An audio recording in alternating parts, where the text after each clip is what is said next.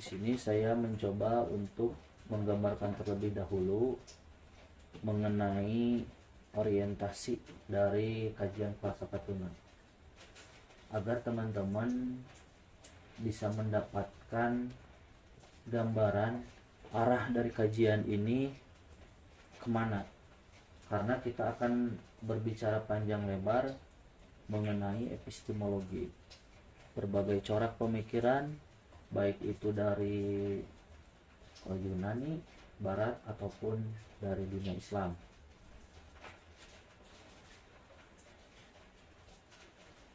Buku Falsafah Tuna ini memiliki beberapa rangkaian. Jadi Bakir Sadar itu menulis 3 buku yang merupakan satu rangkaian. Pertama adalah Falsafah Tuna.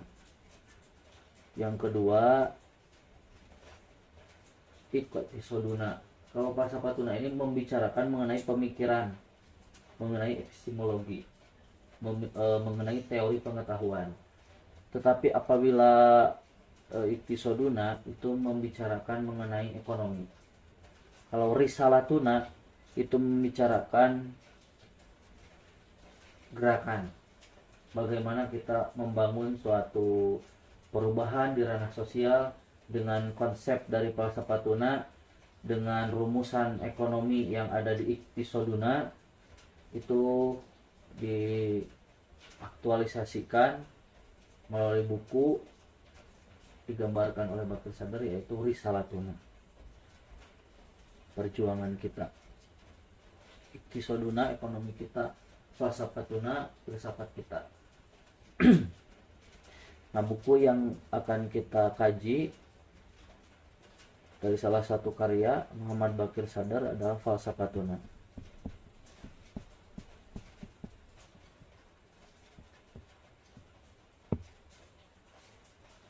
Di dalam buku Falsafah Tuna, Bakir Sadar mencoba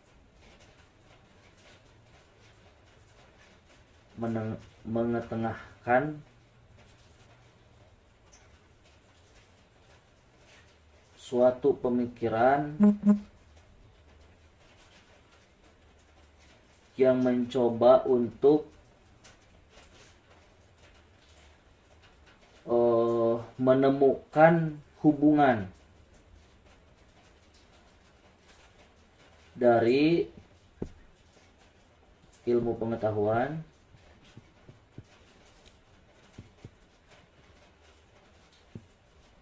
dan agama.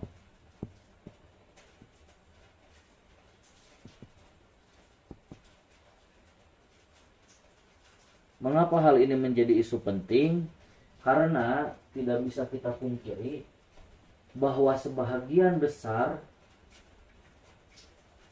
manusia memiliki pemahaman bahwa agama itu berada di ruang yang lain, ilmu pengetahuan pun ada di ruang yang lain. Agama dan ilmu pengetahuan adalah dua hal yang berpisah. Kalau seseorang ditanya,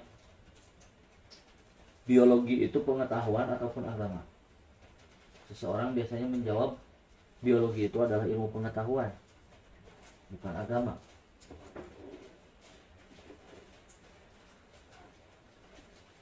Kita berkehidupan sosial, saling bahu-membahu, gotong royong, itu ranah ilmu pengetahuan atau ranah agama? Seseorang menjawab, itu ranah pengetahuan. Lantas, ranah agama di mana? Ranah agama itu dipersempit. Kalau berbicara tentang tempat, urusannya masjid. Kalau berbicara tentang perilaku, urusannya ibadah formal, ritualistik. Sehingga agama berada di ruang-ruang sempit, di ruang-ruang privasi dari setiap orang. Agama tidak menghadirkan suatu rumusan tentang sosial, dianggapnya seperti itu. Agama tidak menghadirkan solusi untuk masalah yang dihadapi oleh umat manusia. Bagaimana rumusan agama tentang kemiskinan? Bagaimana rumusan agama untuk mengentaskan kebodohan? Bagaimana rumusan agama untuk menyelesaikan konflik dari setiap kelompok? Nah, agama dipersempit ke ruang-ruang privasi, ke ranah-ranah ritual formal, sehingga ketika seseorang menyampaikan keluh kesahnya, saya adalah keluarga yang cukup miskin, anak saya sulit untuk mendapatkan pendidikan, untuk makan saya saja saya harus pantang-panting. Kalau konsultasi kepada ilmu pengetahuan, dijawab, kira-kira apa masalahnya sehingga Bapak memiliki kondisi seperti itu? Apakah karena tidak memiliki kemampuan yang bisa digunakan untuk mendapatkan uang misalkan? Ataupun istri tidak membantu bekerja, hanya Bapak saja seorang sehingga tidak mencukupi? Ataupun kemampuan Bapak tidak bisa dimanfaatkan karena ruang-ruang kerja itu menjadi terbatas. Tapi kalau konsultasi ke agama, itu dijawabnya seperti apa? Sering kita temukan menjawabnya adalah dengan sabar Pak, ujian dari Tuhan.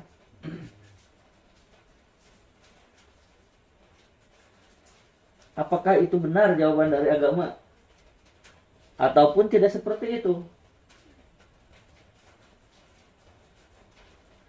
Agama itu urusan keyakinan, pengetahuan itu urusan akal. Nanti ada pemisahan juga seperti itu. Sehingga agama dianggap tidak patut untuk dipelajari. Agama dianggap tidak pantas untuk dipikirkan. Lantas kalau agama tidak dipikirkan, tidak diketahui, kita mau meyakini apa? Berarti meyakini hal yang kita tidak ketahui, hal yang kita tidak pikirkan sama sekali.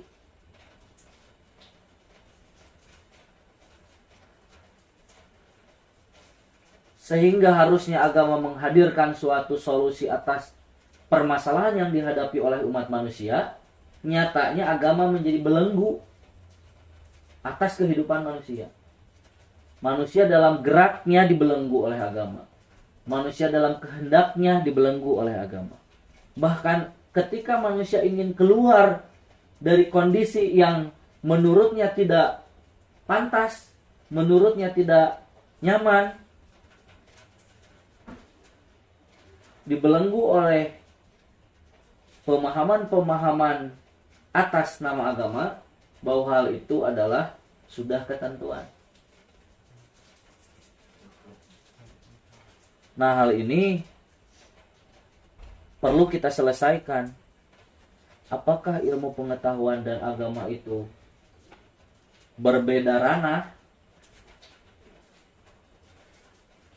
Atau sebenarnya ilmu dan agama itu adalah suatu kesatuan yang tidak bisa dipisahkan?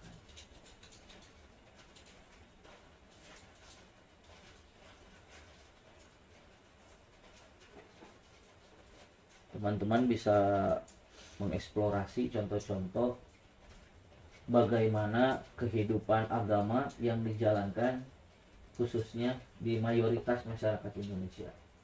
Seperti apa sih yang disebut kehidupan agama itu? Atau seperti apa sih seseorang yang menggandrungi ilmu pengetahuan?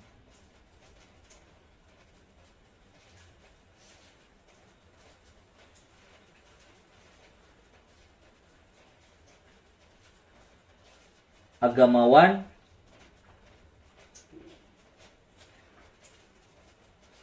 anti pengetahuan. Ilmu pengetahuan anti agama. Kalau seperti itu, kita tidak akan menemukan korelasi antara keduanya. Ini persoalan pertama yang akan digambarkan oleh falsafatuna.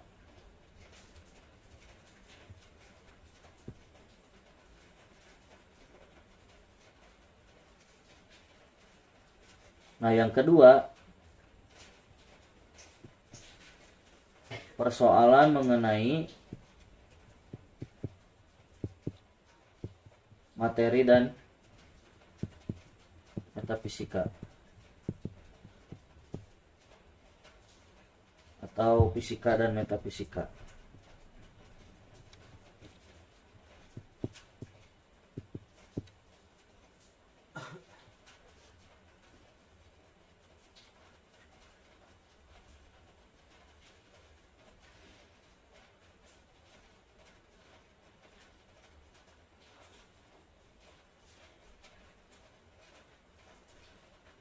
Kita patut bertanya, apakah kehidupan ini dibangun di atas fisika atau kehidupan ini dibangun di atas metafisika?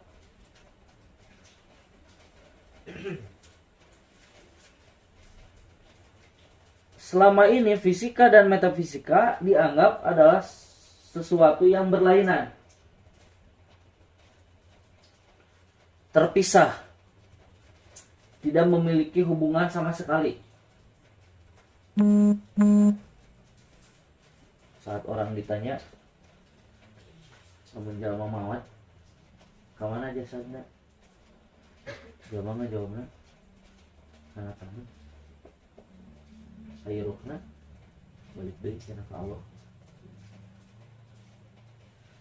Berarti ada dua arah yang berbeda dari fisik, jasad, tubuh dengan ruh. Kemudian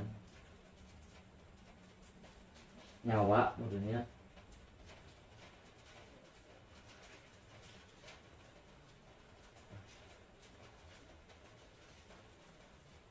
Apakah kita mengetahui metafisika secara langsung atau melalui fisika? Apabila melalui fisika, bagaimana caranya?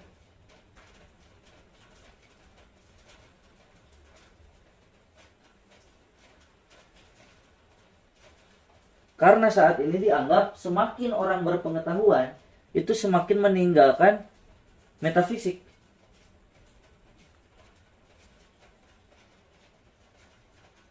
Karena landasan yang membangun pengetahuan manusia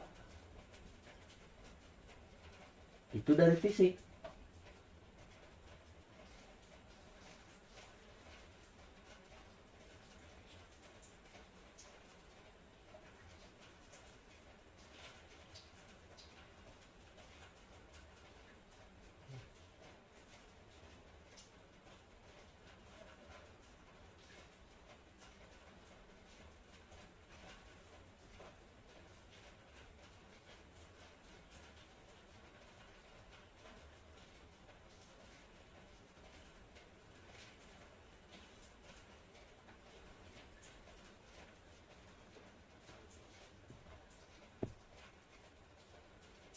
Nah, yang ketiga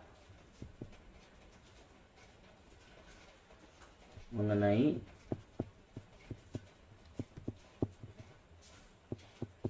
teologi dan filsafat.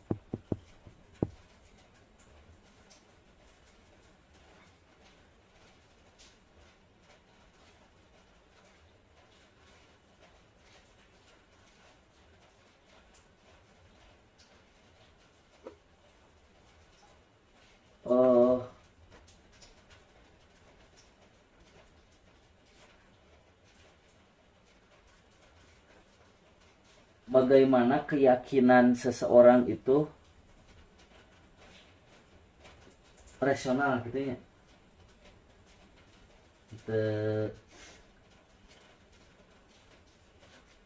Kita pipiluan.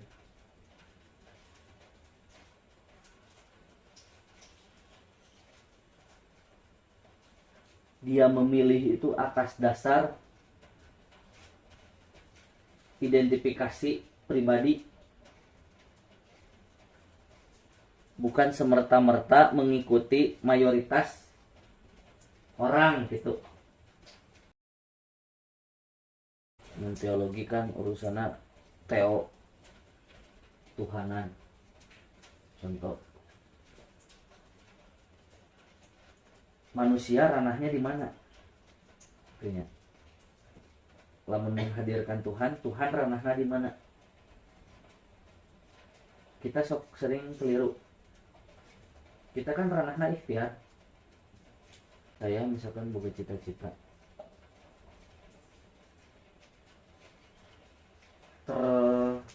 terimplementasi ide nuku orang digagas tentang cita-cita orang, itu tugas orang atau tugas Tuhan? Sehingga naon anu diyakini ku abdi teu bisa ngagakeun mudah-mudahan rupa. Mudah-mudahan raat. Saya mah teu kitu. Teu ngadaguan raat saya mah mangkat.